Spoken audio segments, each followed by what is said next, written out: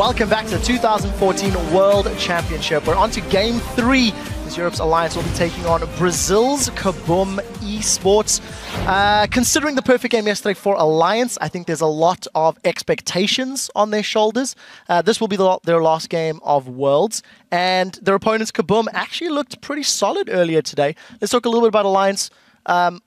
Is this just going to be a matter of living up to their expectations and they should be able to beat Kabum? Well, honestly, Kabum's first game that I thought was actually competitive was today. So they seem to be playing with little regard for losing, and they're just willing to take these risks that they weren't able to take before. So I'm kind of worried for Alliance. I really liked Tim Owens today, actually. I think that his item build with Syndra trying to carry with the DFG early, since his team was a little bit behind, was really good. And the fact that they really did a lot of work against Cloud9, to be honest. And I think if it was a little bit better decision-making as a team overall, Tim Owens would have been able to actually carry that game. I also think that Kabum had the better draft in the Cloud9 game as well. They definitely had a really strong plan going in, and if they hadn't lost bottom lane so hard, I think they would have had a real chance. And one thing we never really got to see was Kabum's mid game. You know, they normally kind of had a decent early game, and then it kind of got bad for them after that. Against Cloud9, they actually had really strong vision control. They had, like, you know, pinks up all the time, and they had, you know, Dragon wards up before Dragon was up. I thought that was actually pretty good to see. I want to give some props to Lep as well in the top lane. That's probably his best game of the tournament thus far, finally finding some rhythm. Okay, guys, there are only 2 games left in this group, meaning that there are only 4 possible scenarios that can happen. We've generated a graphic to help explain. The way this works: in the Kabum versus Alliance matchup on the left, either Kabum can win or Alliance can win. Obviously, next up, Cloud9 versus Najin White Shield. Either team can respectively win. So, scenario number 1, let's say Kabum wins, then Cloud9 wins, means we will have a tiebreaker between Cloud9 and Shield for first place, and obviously loser taking second.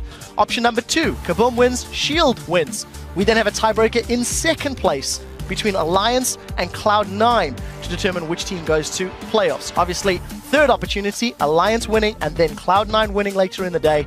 We have a 3-way tiebreaker, and that is going to be another lot of games. And finally, the fourth option, if Alliance takes down Kabum and Najin White Shield takes down Cloud9, then Cloud9 is eliminated from the group stages here at the World Championship. So we'll keep, once again, being reminding you of those tiebreakers. We're going to head over to D-Man, Riv, and Deficio as they take us into Game 3.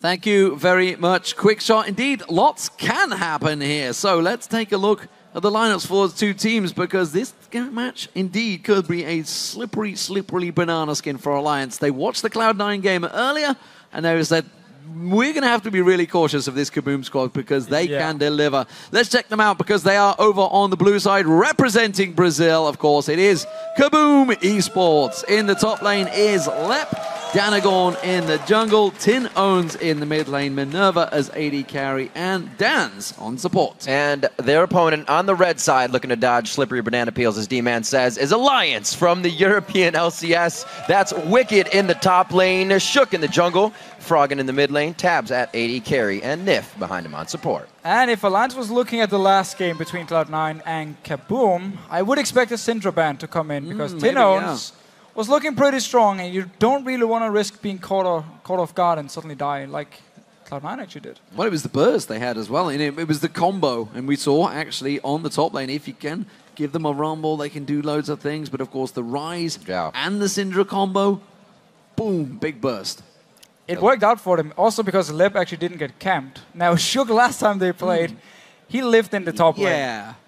And it wasn't just once, it was maybe like 10 times. Well, yesterday was Shook's day, that's for sure. Man. He was absolutely on fire. As credit to Reddit, the Shook and Awe day. That's pretty much how they said it would go down. And it did indeed. They'll probably be getting that Lee Sin out of his hands for this game around. But doesn't matter, he's brought a few different things to the table on the stage. Really good at predicting battles. Oh, look at that. Well, we got the first 2. Well, all right. I'm going to say there's probably a Maokai and Alistair in there, a Zillion possibly. Oh, now you're just cheating. Well, no, I'm targeting him just before they come in. Aurelia, well, that kind of makes sense. It's going to be Alistair ban from Alliance. And this, boom. This is an interesting ban here, the Aurelia ban against Wicked. This is one we were expecting to see today because, as we obviously heard Crumbs mentioning earlier today, this has kind of been his champion throughout this tournament.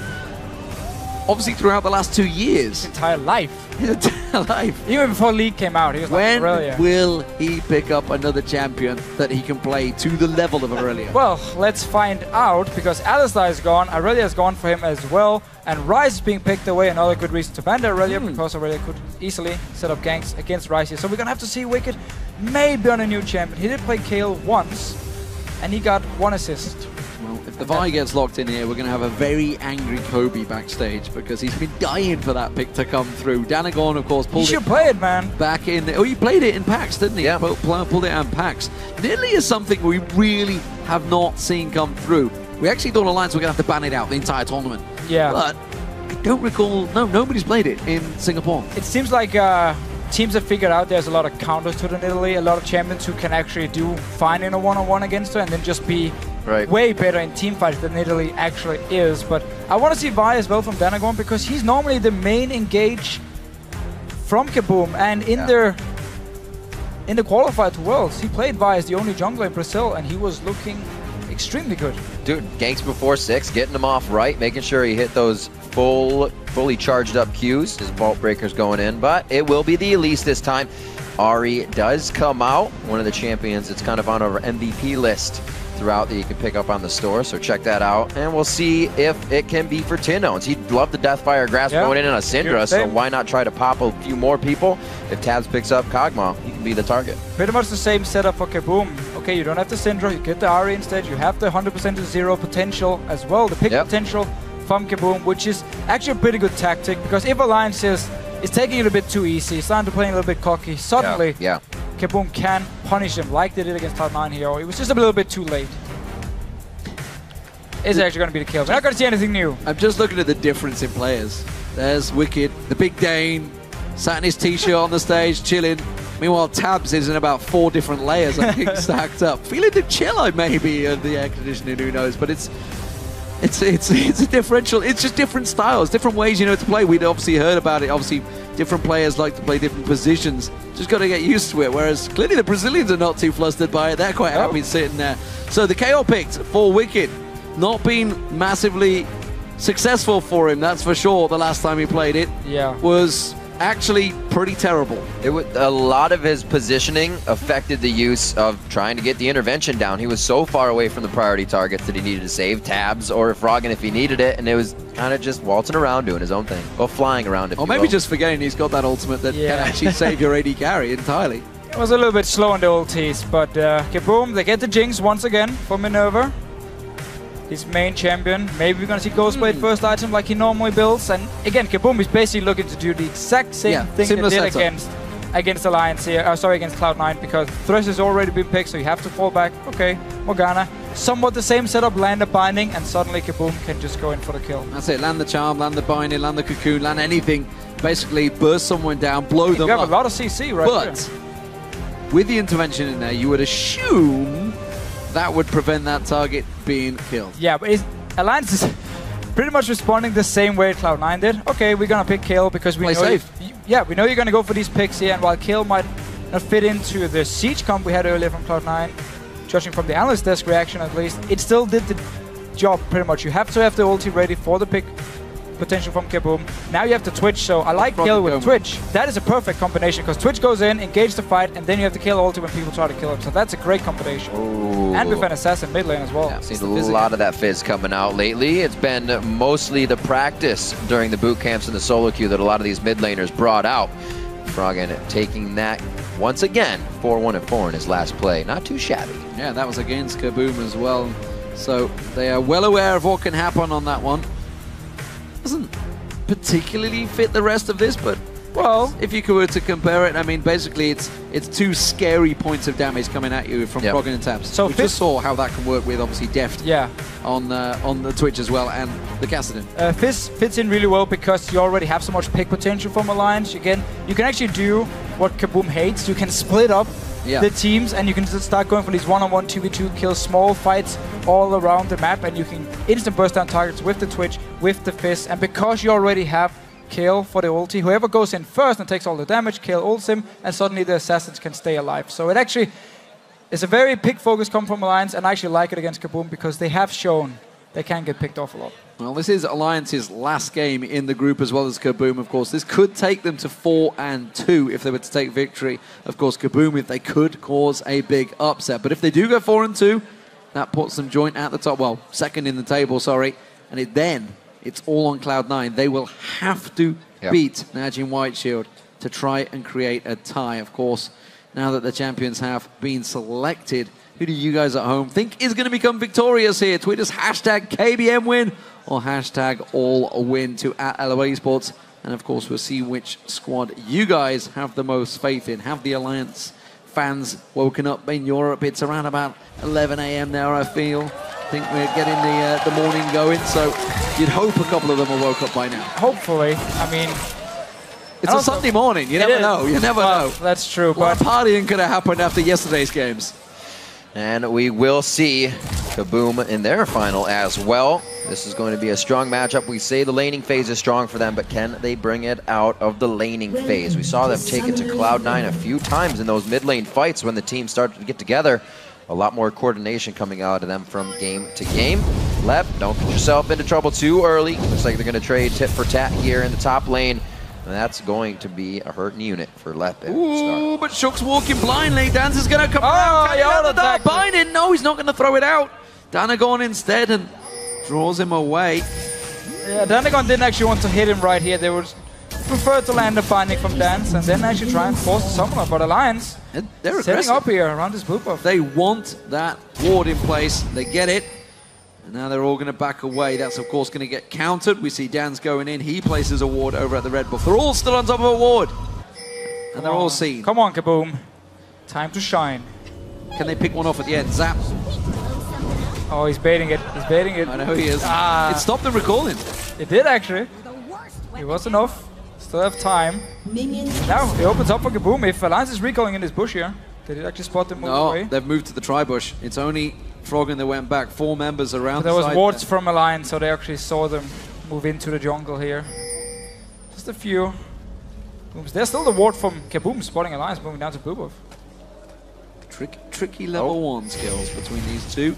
Buffs are spawning. Both junglers may well be late to this spawn. Yes, they will be. They're both going to be late to the start, so this is going to delay both teams. Yeah, and Kabum, they won this 2v2 lane against the Twitch because you saw Lep just ran all the way down to this bottom lane here. So he doesn't have to use the teleport, gives him a small advantage in the early game because he can now farm up so he can afford his tier, go back to base, buy some potions, buy the tier, and go back to the lane. Wicked won't have the same option now to use the teleport. He even used it on a minion, so longer cooldown. And that's what Lep was matching up against before, so he knows this matchup quite well. That was the Rise versus Kayle, and he came out pretty well after the first few levels.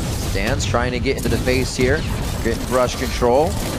Playing this Morgana after Lemon Nation was able to put a lot of bindings onto them, and his Morgana quite well coming out at the PAX games of the International Wildcard. 2-0 there, so he knows what he's doing as well. Yeah, and Alliance with this Twitch pick won't be able to put the same pressure on Kabum's bottom lane as we saw Sneaky do with the Lucian here, so very smart play by Kabum, forcing the 2v2 lanes and a 1-on-1 down bottom lane, and hope Lep can do a good job farming on this Rise like he did last game.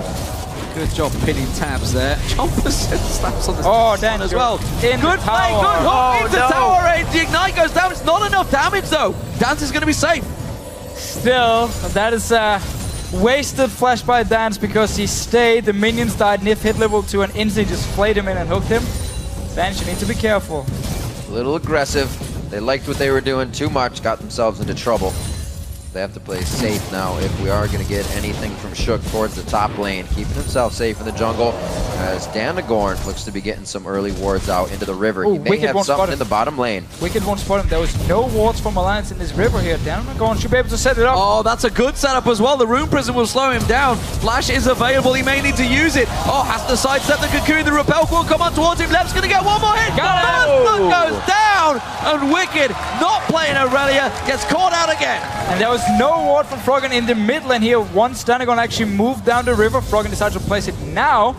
Nice setup, and once again, he goes in for the gank. He saves his Cocoon. He wants Wicked to flash first, fires it, forces him to juke down towards him, and then they can pick up the kill. A little bit of momentum now put behind Kabum. We'll see if they can use this in every lane as usual. Where will Danagorn go next? Pressure from Froggen here in the mid. 25 to 25. A charm, Orb of Deception on the out and the in. Putting down the damage. We'll see Froggen just using that flash to keep himself nice and safe in lane. Waiting for his item spikes to come out. He's no stranger to trying to go in very hard, even if he does not have those items. And we can see also catching him off guard a little bit. Nice job by Tinones. Notice the way Froggen wants to trade here. He will only jump in with his E if he knows there's a minion behind him which he can Q back to. But because Tinones timed the charm so well, he actually caught him during the Q where Froggen was trying to go back to his own minions and got a lot of damage on him. No flash available in the top lane for Dan's if he were to get caught out. Look at that, they checked the bush. Shook, given good communication by his team, stepped away and went in towards the blue buff area. Now moves back towards that top lane. We're not going to get to see it. Finally, is going to come around. We will see the setup of it. That's good. Chompers going down. Shook's going to come around. Minerva going to get caught out. The void spike's not hitting him. And great disengage from Kabum. Yeah, but 2 flashes down this bottom lane now for Kabum. Didn't have a ward in the river. We'll have to go back now and get it, which opens up for Taps to actually pick up some more farm. Decides himself when he wants to go back to base. He can even push out the lane and then recall.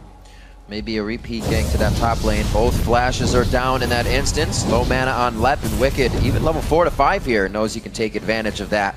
Only taking a bit of trade damage back.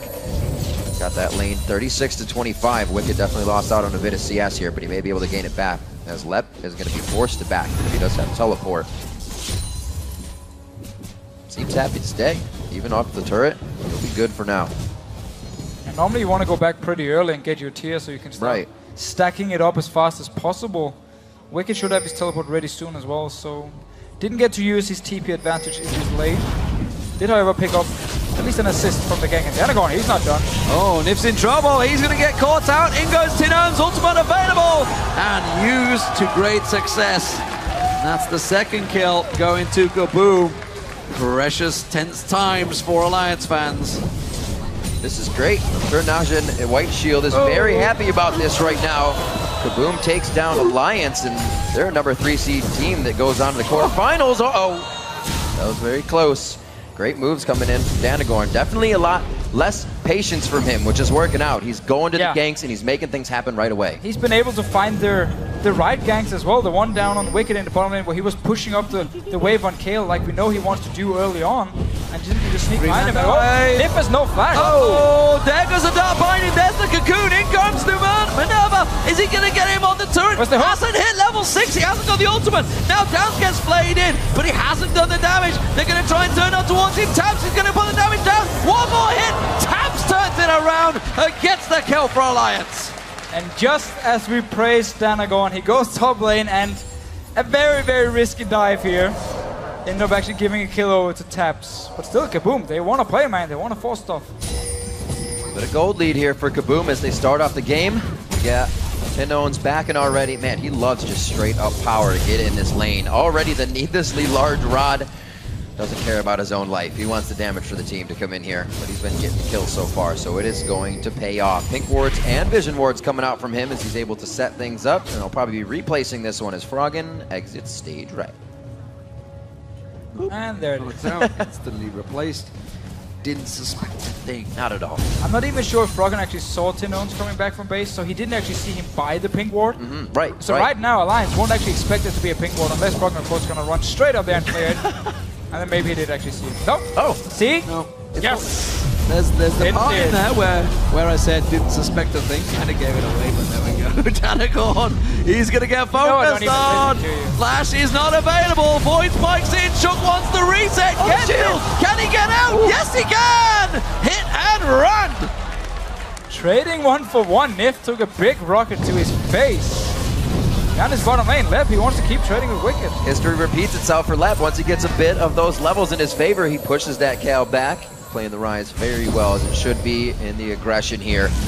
Looks like he's keeping the wave up. Whoa! Lep goes in hard, tries to get the kill. The heal comes out from Wicked. Flash for flash on that one, and Kabum is showing some outright aggression in the early game. Yeah, and he's forcing Wicked away from the tower here, making him lose some more CS.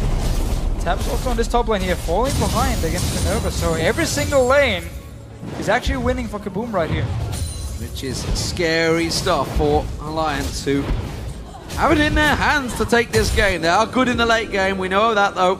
but Kabum, and that is their weakest point, it seems. But we haven't seen them coming out with a big lead. And look at this. Wicked, no flash, teleport available, no intervention. This is problems. Tinones can wait. As soon as that minion wave comes around, I think he may try and fight. He's going to come around. The charm is there. Doesn't land it, but it doesn't matter. Let lands it do. And that will be another kill for Kabum. It is not over yet here. Frog and Shook. One apiece for Kabum. The answer squad coming in here, Shook and Frog, and trying to make things work. They have split the fight now. Oh, they want both. That dash through. It's going to be a few hits. The ignite. Oh, Chum the Waters is going to eat that one up. Very nice. It looks like Shook able to pick up a kill on the other side. I guess we got a nerf over here. Yeah, that was a pretty good nerf. One of my favorites. Let's see. You want to find Shook? No. He's gone.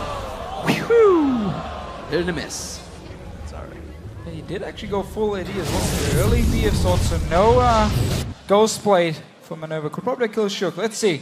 Frog and they simply just split up because they know Leb is pretty dead on his own, and sadly Tinones goes down as well. And everything is silent. And we're back. 4-4 on the scoreboard right now. 10.5 minutes in here. A little bit of a response coming in from Alliance on these kills. They aren't liking being pushed back consistently.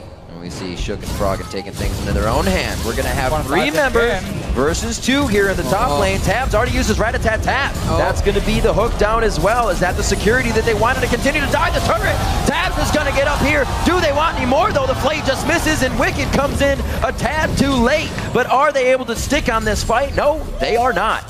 Nif looks completely lost in this game, and let's see what Frog can do bot lane. He's going to go on towards Leb. Has he got the damage? Leb's going to try and turn it around, but he's only got that catalyst completing. No Rod of Ages just yet. While Froggen has the sheep. Rock it off. He should have enough. One more hit will do it, and Froggen gets a revenge kill. But the first tower of the game goes to Kabum. Yeah, up in his top lane here. There was actually a teleport from Wicked, but Nif weren't able to respond in time and keep them under the tower here. But actually was already used from Dance, if I remember correctly. But still, Tabs went down. He got the binding to his face, got the cocoon after. And Kabum right now, looking really good. Is this the same Alliance that got the perfect game against Najim Whiteshield yesterday? I'm not too sure. You take away Aurelia, and again, put Wicked into a sticky position, 0-2-0, started to get flustered, and the rest of the lanes. This is Wicked. Wicked makes a lot of the calls in this team. And if he gets put on tilt, it could cause problems. Wants to win. Tinones, though, you can't forget Froggen. Not going to get the kill, though. Oh, just a wave and a goodbye on that one. The drive-by not working. Kabum could really answer off of this. The Spirit Rush is down. Ooh. Rocket coming out once again. We know Minerva will use that right when he has it. Froggen's going to get a good back here. They're going to give up Dragon? Absolutely. They're going to have to give up Dragon unless something just happens crazy in the favor of Alliance. Great movement by Kabum. Yeah, Wicked had to teleport top lane where he tried to save Taps, and it was just too late. Taps already died, so he wasn't able to join here, and Froggen already dropped low, gone back to base. Kabum with a very good strategical call right here. Also, already just instant up there. Kabum looking good. Everything answered by Kabum. They have themselves a 4,000 gold lead built up over Alliance. Can they cause the big upset we've been looking for in this group? Minerva will step away, doesn't fancy tangling with Froggen. Shook was nearby. Don't think he just messed up his jump. I saw him off the side. I don't think he went for it. I'll give him the benefit of the doubt. Still safe. Won't need it for any time soon. So they're all right on that one. But like you said, that 3,000 gold lead closed up a little bit, but still something Kabum has to work into the mid game. That's where they flaw. We've seen early game happen for them a lot. They got to keep strong.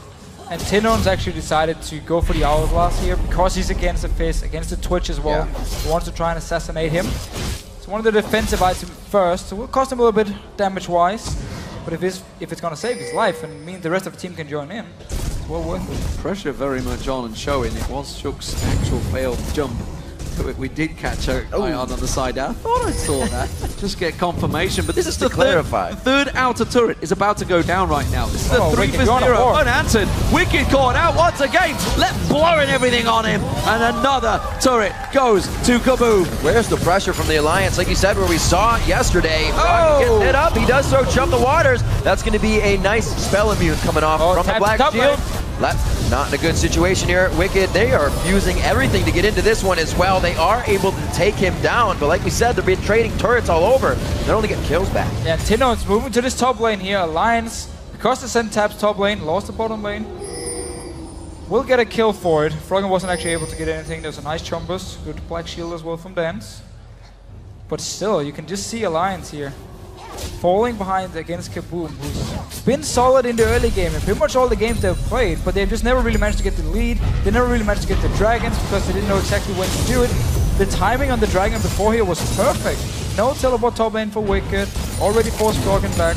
That was just a good setup. That's a good point. We do usually see them play solid in the early game, and it's the first time they come out with a lead. Usually they're playing solid from behind, so this may be the kick they need to really turn it around. 15 minutes on, more, not roaming, but ward placement deep in the jungle here as Owens makes sure he's getting himself to safety and clearing out a lot of the wards. They have pinks all over, so they're doing a great job of keeping that stacked up. 4,000 gold lead held by Kabum here.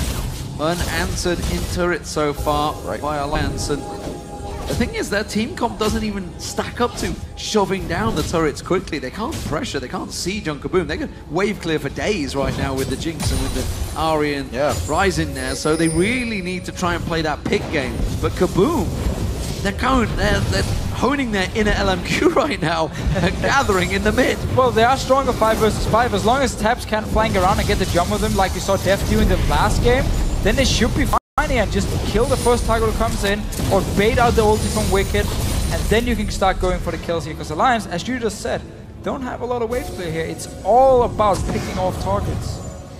Well, once they can get Minerva going, they can definitely start speeding around the map here. He likes to put himself out front, as he does here to get a zap, make sure they see everything on the back line. No secrets to come flying through here.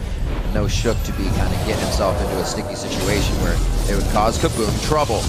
They stay safe, they keep wards going down all the time. It's really paying off. Yeah, they want these deep wards in the lane, so when they actually go back to their own base, they can suddenly start spotting out if Tabs is gonna pop his stealth around his own tower, sneaking up on someone farming in the mid lane. So you need these deep lane wards, and of course you need wards on the flank. That tower's going. They got it. Again, look at the wards. Oh, all around them. That's the lockdown onto Nif. Can they get any more out of this? The turret already went down. It does not look like Alliance wants to keep the fight going here, and they are really. Wait a minute. Froggen's about to go in. Minerva's a little too far forward. Shook's about to get hit up. They take down Shook. They're looking at Tabs now. Froggen to come back around without Chum the Waters. A very nice repel. He goes down from the dot damage. Froggen's able to answer, and a 2 for 3 as they're still backing up. A nice skill shot binding coming in from Dan's, and that's going to stop Tabs as well. He's not going to be the only one to keep going. So Kabum managed to get the tower here, get the first pick onto Nif, but Ahri had to use the ulti for it, and suddenly Alliance could re-engage, even though Wicked was actually running from the top lane, so he wasn't there to save Shook.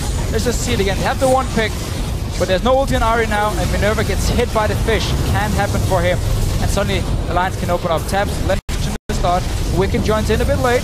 Was no ulti for Shook, and then just start plating up. And Froggen, again, he doesn't want to lose, because his business is starting to look pretty scary. 4 kills already. I hate to put a guy on the position once again, but where was Wicked with that intervention? He was not anywhere near that fight. Well, that could have been any champion though, because he was in the top lane and then he had to run down as the engage actually started. Okay, so what you're saying is communication was lacking with Froggen not telling them they're engaging. So there's problems nonetheless in Alliance right now because they are 4,000 gold behind. They are caught out of position, and Lep is really yet to get charged up, and they're already causing major problems with this Ryze and Ahri combo. And again, Kabum in position, dragging up, 20 seconds, Alliance nowhere near. This is going to become a 6,000 gold differential. Yeah, and as soon as Kabum actually has a gold lead, everyone spams wards here. Look how many wards they've put up around this dragon to make sure if Alliance want to come and try and fight. I mean, land a binding, land a charm, and suddenly Kabum gets the first pick and they can win the fight here.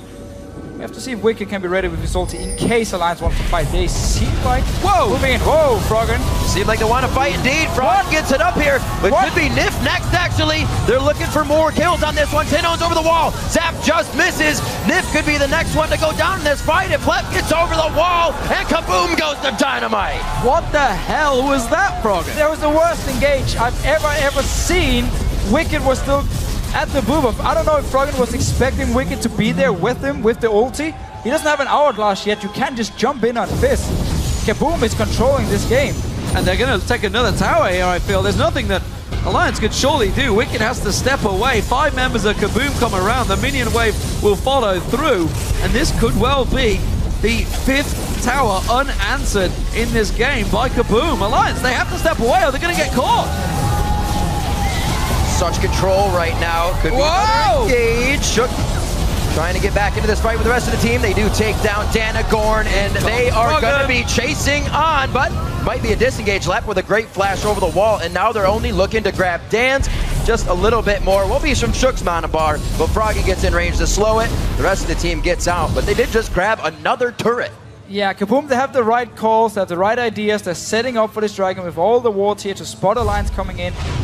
But then in these straight-up team fights, there are just some very big individual mistakes. Notice again here how Minerva on this Jinx is in the front line being caught out of position. And I was talking with some of their Kabum fans on Twitter, and they actually said one of the reasons Minerva was kicked from Pain Gaming when he was a support was because his positioning was often bad. He got caught out of position.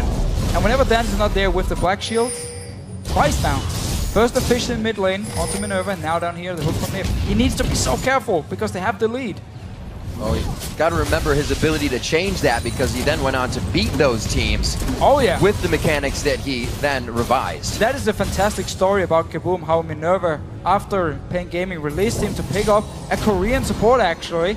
He then joined Kabum, switched over to AD carry, Dance went over to being support and the shot call at the same time. And suddenly Minerva in the qualifier was just looking so good. He was destroying everyone. He destroyed Pain Gaming's and Keatstar's dual lane as well, where there was actually his old AD carry partner, BRTT from Keatstar's, and he beat him. That was a good story. At least I like the story. Well, currently, Kabum have the 5-1 tower lead, because Alliance did sneak a tower in there while that was all happening, while this beautiful story was being laid out by the wonderful Dane here. Does mean Kabum are setting up, and again, they're looking to pressure this top turret. Only Tamps is there because lack of vision from Alliance is going to catch them out, and that is a turret being taken. Another turret being taken. It'll be 6-1 right now. Losing turrets means you lose that map pressure, a little bit of that vision on the map. Ulti absolutely used on the rat-a-tat-tat, but a nice binding to his face stops that from even being engaged on by the rest of the team.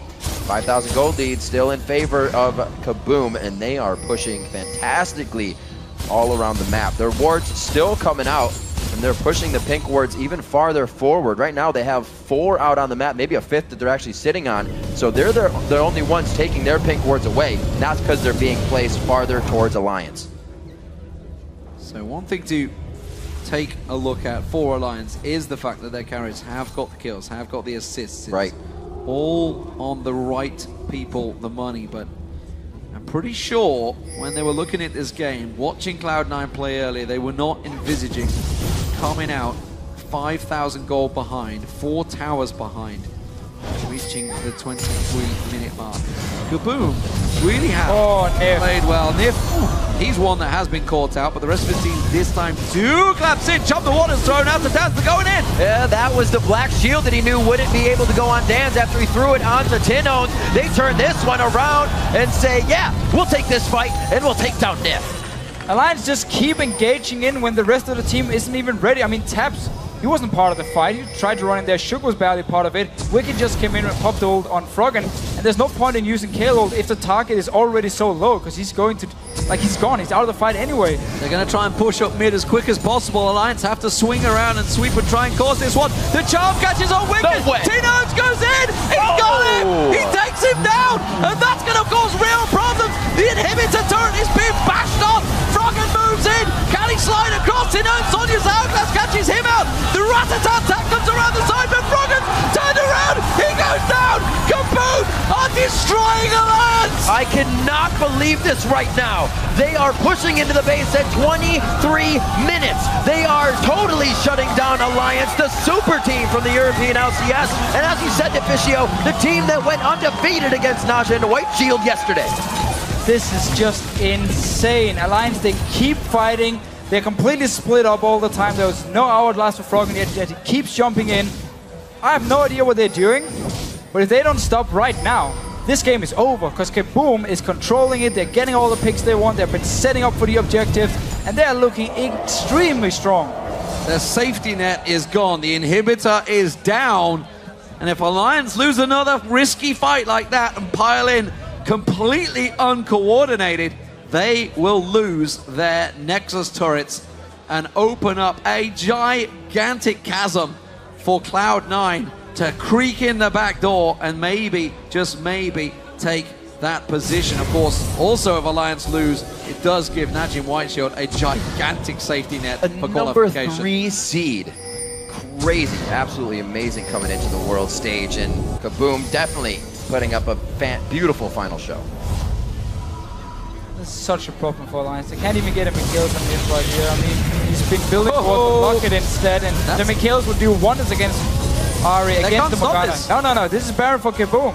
Wow. This is all about Kabum now. Big Once going for the next team fight, Minerva cannot be caught out of position, and then Kabum will win the game. Anything can happen in group stage. We said it at the start of the day. We saw it yesterday. We've seen it throughout Singapore. There's been so many back and forth matches, upsets left and right, and Kabum would top the lot here if they were to topple the #1 European seed, taken down by a Brazilian wildcard team. It really is showing why these wildcard teams should be here represented, because they can take it to the top LCS teams. Yeah, and Kabum just really showing once they get out of the laning phase and they have the goal lead, they know exactly what to do and how to finish the game. And we're only 26 minutes in. They have so much flow right now. The mistakes only being made because Minerva's a little too close, but he's already fixed that. Caught twice, don't see it happening anymore. Even if he is, Mikhail finished up on Dancy or the safety to come in a little bit if they don't get too aggressive on these fights. But they have been perfectly taking as much as they can and not getting into too dangerous of a position. Yeah, Alliance, they don't have the key items yet. They shouldn't be able to win a fight here again. Froggen, he doesn't have Hourglass yet. He goes in, he's forced to go out again instantly, or he's going to die. So such a risky move right now. They're going to go for Danagorn. They're pulling the trigger. Tabs has used Rat-a-tat-tat. He's going to drop down. I'm not sure they've got enough. Froggen carefully goes in. Irv gets caught out. Minerva, Tinones pulls the trigger. Is he going to get taken down? He gets out alive. And everybody is safe. And that was a lot of ultis born by Alliance. Yeah, Kabum, they stay alive. Come back away now. Go back to base. Go back up here and be ready for the next one. As soon as Kabum moved away from this top side and only Danagorn was left, Alliance engaged onto him. Stay together, guys. Stay together. Still 2 minutes on that Baron to be worked for them. That means it'll be up in quite some time, so Alliance is still going to have to stave off that pressure, the sustain that Kabum will be getting out of that strength, and the stats of Froggen finally finishing up his Zanyas. A bit more playmaking to come from him now. We've seen him go very headstrong into these fights, but causing a few problems sometimes. Clearly, a lot of pressure on Alliance now. I don't think they were expected to be so far behind coming out of lanes, let alone have their inhibitor taken down by a Brazilian team called Kabum, who have just pressured them with the Baron. Dragon, not even thought of by Alliance. They can't get close. There is no ward coverage. It's not up just yet. That's a lie. It is up. It's down the side. Oh, this is risky by Alliance. Very risky. They're not going to go for it. No, they can't. Go back to your base. I mean, look at the minions pushing in already. Waves right now. They definitely need to start controlling that a bit. And Kabum has just outplayed Alliance in this game here. They had the standard lanes. They forced them themselves to send their dual lane top. Once they saw Alliance be top lane with Taps and Nip, and just been winning every single lane. Danagorn with the ganks as well. Still 1 minute on the Baron. The inhibitor, it's exposed, it's being taken. I don't think they're going to risk it. I think they're going to let Kabum have it. No, just a little peek around the side. Taps trying to flank around, as we saw Def doing so well in the previous matchup, but he's not able to get close. And Kabum take down another inhibitor turret. They have an 11,000 gold lead before the 30-minute mark. That is huge over Alliance. 7-1 in turrets right now. That means the only turrets that stand are inside the base of Alliance here on their side of the map. The wards are going down a little bit, but it's not going to be helping. They can already see Kabum And a huge static shift shot, well, the static shift damage along with a nice crit from Minerva. And because Alliance is running this pick comp here and barely has any wave clear, Kabum can always get damage on the tower here. As soon as Froggen tried to clear the wave, he took a lot of damage in return. As long as they don't make a mistake here, they are going to win the game. Oh, that's the idea. That's the story. They back out a little bit. Oh, we did hear the Ghost Blade go off. That's the intervention down onto Tab, so that ultimate is down. They can get the rat if they need to. Yeah, and this is Tabs blowing his ulti and his Ghost Blade here. Both are gone if Kabum stays around here and looking for the next fight.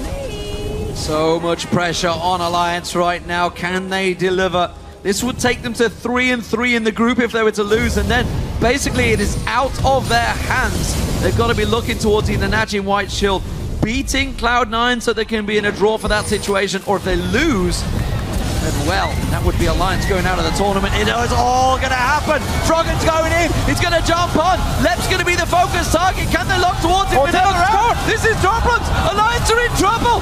They're going to get away on that. They managed to get one down, but it's answered quickly by Minerva. He gets excited. He chases on Tabs. Oh, the death from Nip is incredible. It keeps him alive, and maybe, just maybe, we'll keep Alliance's hopes alive. Very explosive from Kabum here. They're showing us how short the fuse really is, but Alliance able to snuff that one out.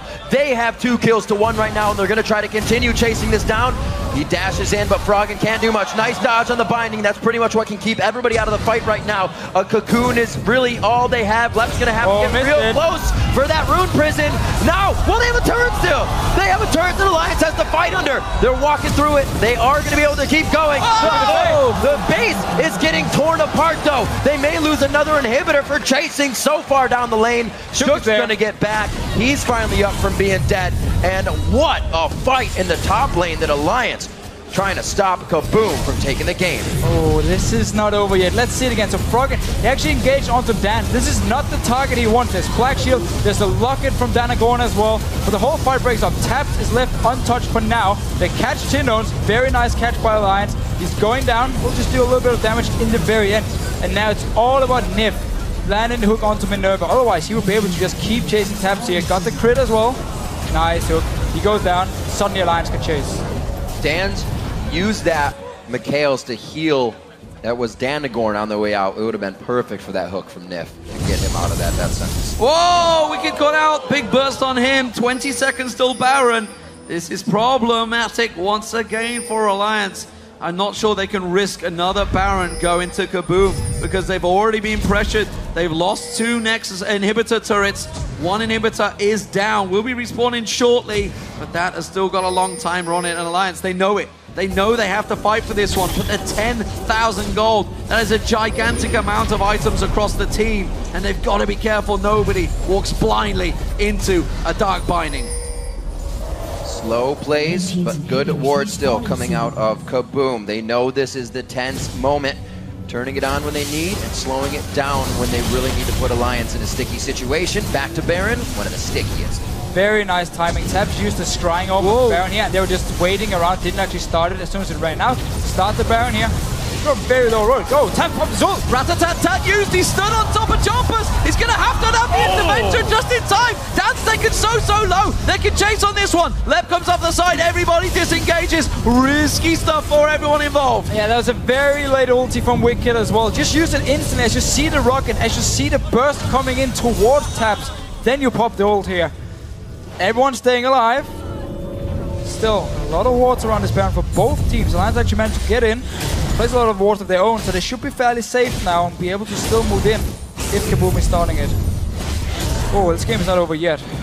Not at all. A breather definitely needed to be taken for a second. Take stock of everything around the board. The core items really set up for every player. It comes down to pretty much how you play your champion at this point. Quite early in the game. A 10,000 gold lead. It's about 9 right now for Kabum. Largest they've had here in the tournament. Minerva's got to be so careful. He's absolutely going to be eyes on target for Froggen and Tabs. If they can get him down, they can start something rolling. Tinones was almost caught out in the last one. Hit that Sonya's out. Right. just in time. Oh, Taps stealthing up This here. is tricky. They're going to go for Tinones. They see Minerva. Oh, he wants risky. to go for it. This is very risky. Sidesteps the charm. Doesn't pull the trigger on the ultimate either. Yeah, he had no flash here, so he couldn't really move in. There's no Mikhails either to save him in case a charm would have landed. So wise enough, he backs away. Alliance, though, want to take control of this Baron River. Clear some of the wards. They have a lot of pings down, and a lot of pings in their backs as well. The waves are in their advantage right now. That Tap mid going wave- in again. Oh, he's going to go around the side. This time he will catch them. Tinones jumps away from it. Left catches out. The ultimate already used. That's a misplay. And that is Frogger going down. Tap's now on the side there. The Wicked Alliance are completely split. Wicked is helpless in this chase. Kabum are chasing. Miscommunication from Alliance again. Froggen goes in, he pops his hourglass at the same time as the ult from Wicked comes in. Still moving in. It looks like they're trying to get back on this one. They don't have the waves in their favor, but they are going to pursue on into the base. Wards here you can see coming out of Alliance to make sure they know exactly what's going on. 29 seconds on Froggen to even get up back into the fight. The inhibitor will go down to give that added pressure that Kabum needs. Teleport coming in from Lep as well. They're staying for the long haul. The top turret is already down, remember. This could be their second inhibitor going down. Alliance have got no answer. It's still 13 seconds on the death timer for Froggen. And Kabum absolutely leave Alliance's base in tatters. They definitely have to be careful with that Baron up. They are to back now. Froggen in 3 seconds. This could be big for Alliance to take positioning. Alliance have only killed one tower in this game here. They've lost every single lane. They've been losing the fights, except for the few times where they managed to catch out someone like Minerva. They're rushing to Just Baron. too late. They're rushing Baron here. Oh. Well, they go for it. They're going to go around the side, but Kabum are chasing. They've got to take this down so quick. Tabs is there. Minerva's just off at the side, as is the Lep. Lep can do a hell of a lot of damage if he can catch them all in the pit. There we go. They check them out. Final goes in. Lep comes around. There's the rocket. Alliance are in trouble. They get the Baron, but can they get out? Shook's gone out. Chase leaps away. Lep chases on towards him. Gets away with it. Everyone. Alliance are away. They have to get to the fountain. They have to regen because Kabum are coming. Well, this means for Alliance, as long as they get back to base and heal up now, with the Baron buff, it might force Kabum to just sit back and wait for another 3 minutes, so inhibitors will respawn. And Alliance buying some time here for 4 minutes. Well, the old team that Alliance was definitely knows how to buy time. Setting up brick walls at every edge of the base was one of the best things that Froggen and the EU team could do when they played the long matches. And right now it looks like they're trying to go brick and mortar on this one. Kabum's going to pick up Dragon. They're going to get a bit more gold. This isn't really what's going to put them inside the base anymore, but they're clearing out things to stay safe here, clear their waves, and they'll be back in the face of Alliance. Those super minion waves being pushed in against Alliance will feed them the experience they need to try and catch and close this gap. It's still a 10,000 gold differential with that gigantic wave being swept out, and you can see Kabum. They are having control of this map. They are pushed. They've got the wards all across. They are grouping up. They are pushing and looking for that final inhibitor turret, and they may well be able to get it.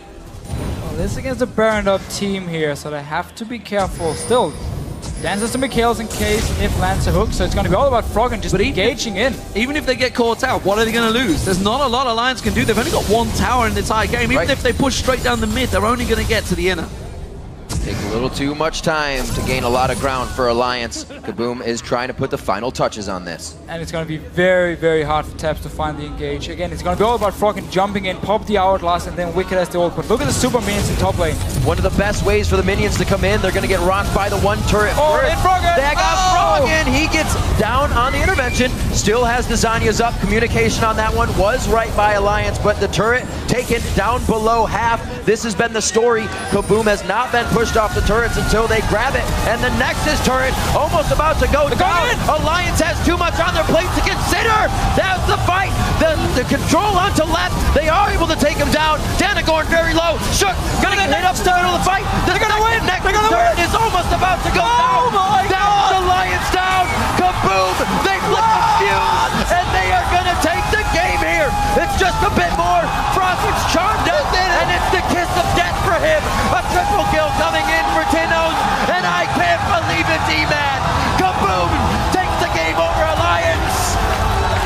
What the hell just happened? The team that absolutely got the perfect